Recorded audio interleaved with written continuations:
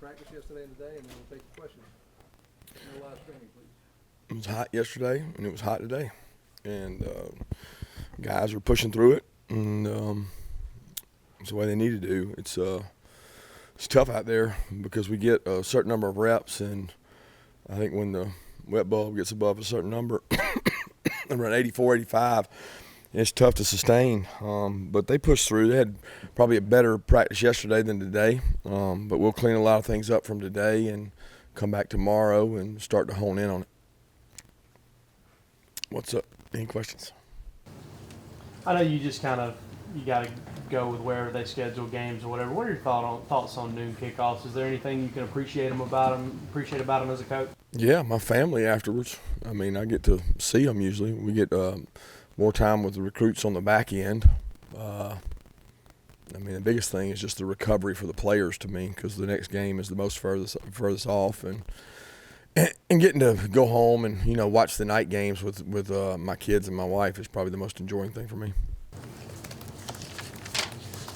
Kirby, what has it been like watching Mike Carter develop over your career? How we had it that whole time in your first years working on offensive line. Just what has it been like watching him develop from the It's been a pleasure. He's a bright kid, works his tail off.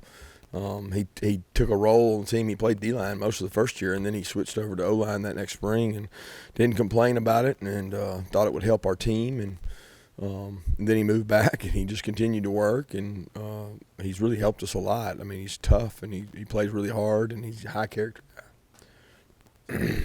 Mark is only one tackle off the tackles that he had last season. Can you kind of talk about the development from him overall from Who's that? Mark Webb? Yep. Yeah, he's playing. I mean, he's playing a lot more. He didn't play near as much last year. He played more towards the end of the year, and he played a little bit in dime. So, I mean, if he gets an opportunity to play more, then he's going to get more tackles. He's bright, he's tough, he's fast, he covers well. He continues to improve. I think he's a guy that still has upside because he just didn't play defensive back his whole life. So he's still growing at the position, and his redeeming quality is he likes to tackle. And in a day and age when guys don't love to tackle and hit, he does, and he plays with really good toughness.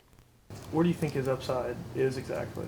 His upside meaning what? I mean, like where he could grow the most. From playing the ball in the air, recognizing formations, understanding leverage, what our coverages are, where his help is, those kind of things. I mean, the simplest thing to do is go play man, and he started out doing just that because it doesn't take as much to do that. But then when you start talking about combination coverages, you start talking about zone defenses, understanding what offenses are trying to do to you. He just doesn't have an awareness of that he has now, but he's grown into it, where first couple of years that was the struggle. Look at y'all's roster, and y'all have a few kids that have already graduated, decided to stick around. You got a lot of kids out there and that played a lot at their previous university, but they decided to move on for whatever reason. How I guess grateful are you that you do have those contributors that graduate, they're not looking for greener grass, and they stick around? Oh, I think it's great. I think most of the guys that have graduated that are contributing to us are major players. I think the rule is a blessing because it allows someone to go after they finish their education to go play somewhere if they're not able to play where they're playing, or if they just want to change the scenery and they want to go play somewhere. And to me, that gives them an opportunity, and we've taken advantage of that from a standpoint of receiving them. We haven't had many leave that have graduated because most of our guys that have graduated are playing for us.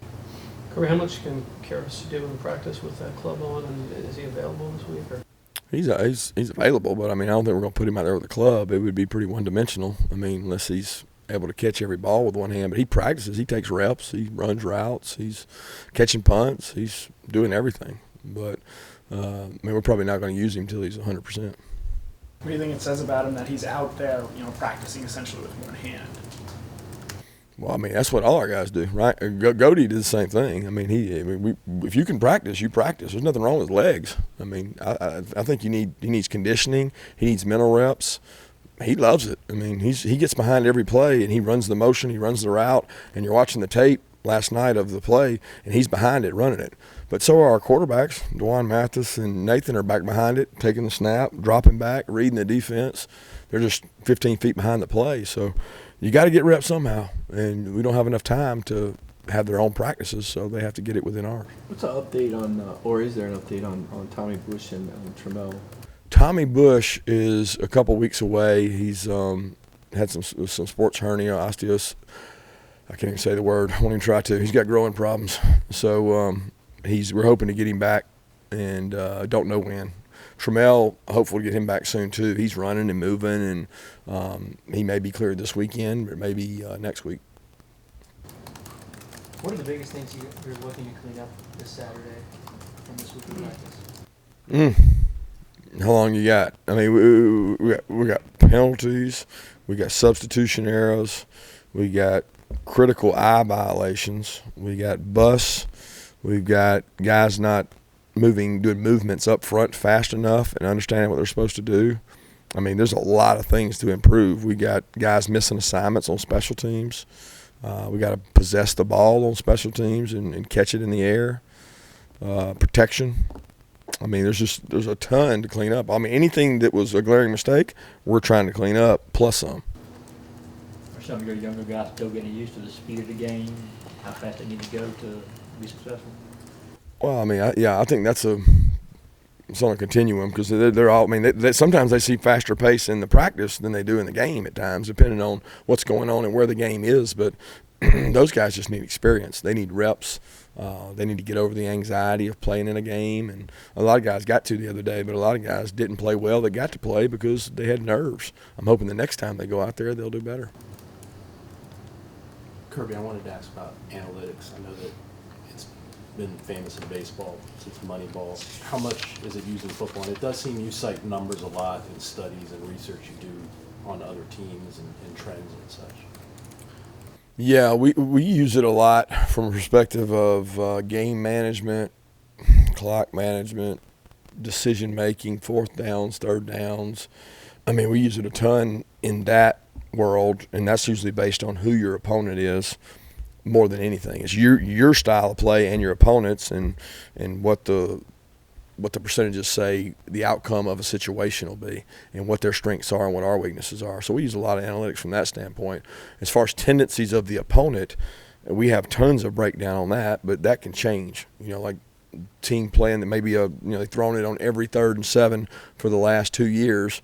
You know that there's against you, they may or may not do that depending on what we do. So so much of it is controlled by our multiples and their multiples combining those. But we use a ton of analytics. We got people that come in and give us a breakdown, and they read through it, and sometimes you use it, sometimes you don't. But it's there. We purchase it. We use a lot of analytics. Is it a lot more available, prevalent in the last 5 to 10 years than it was 20? Yeah, I don't even remember it 15, 20 years ago. There were some statistics of run pass percentage, but it's gotten so much more detailed of, what is this coach's likelihood to take the ball or defer the coin toss.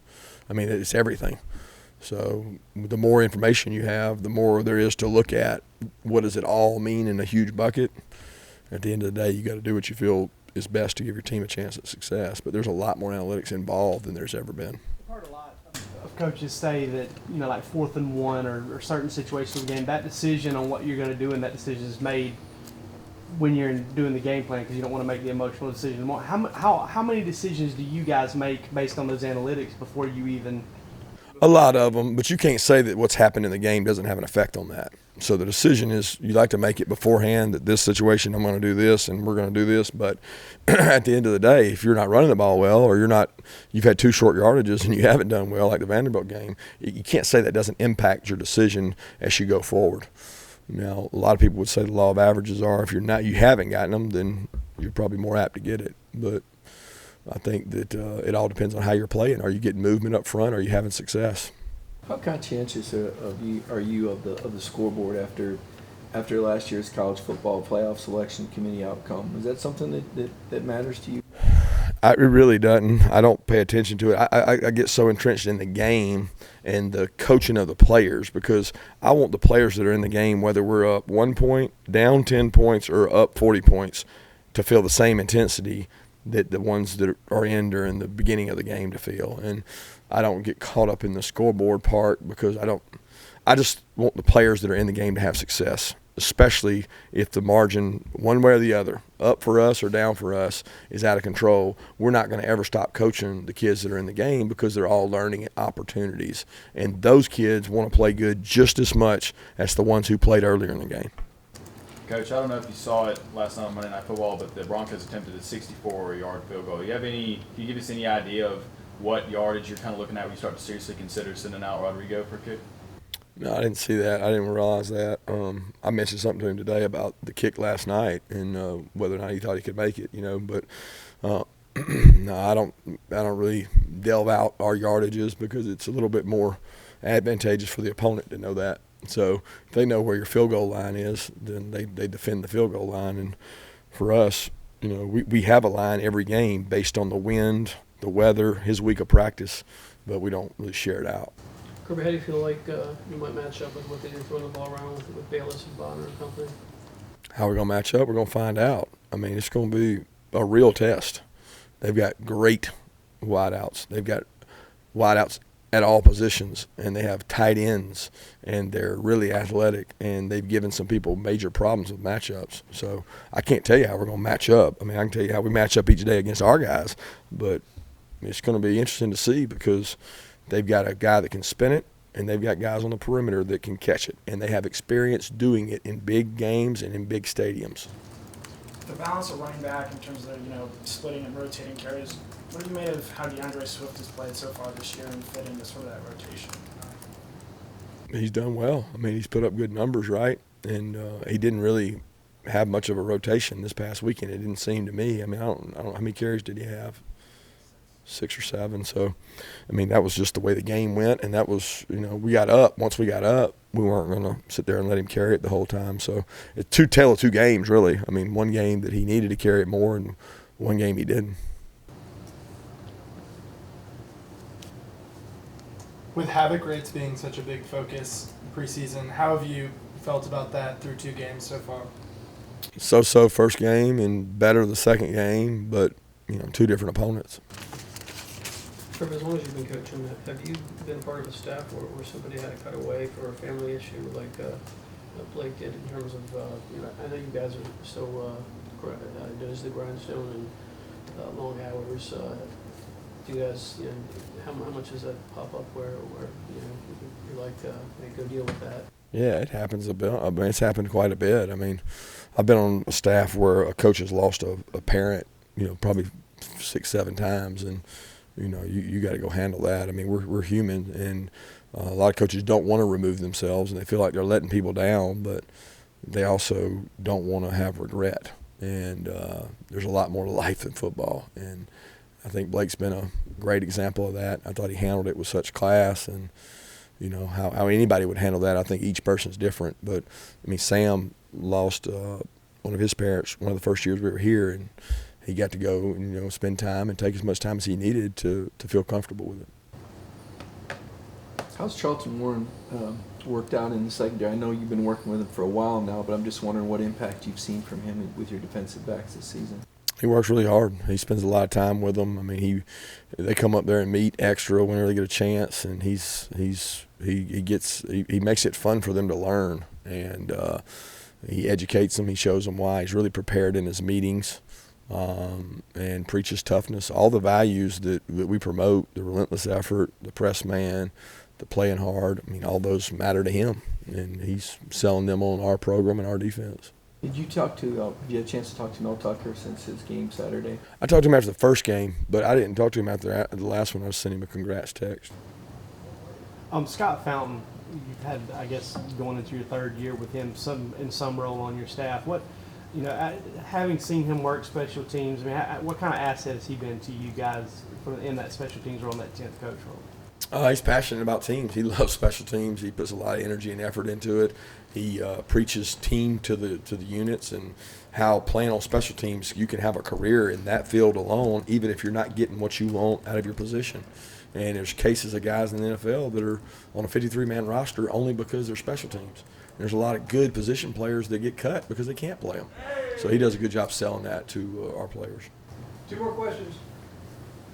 LSU was talking about not having air conditioning in a game locker room. Is that something that happens more commonly than we're aware of. Can you think of a situation where your team had an adverse situation in facilities on the road?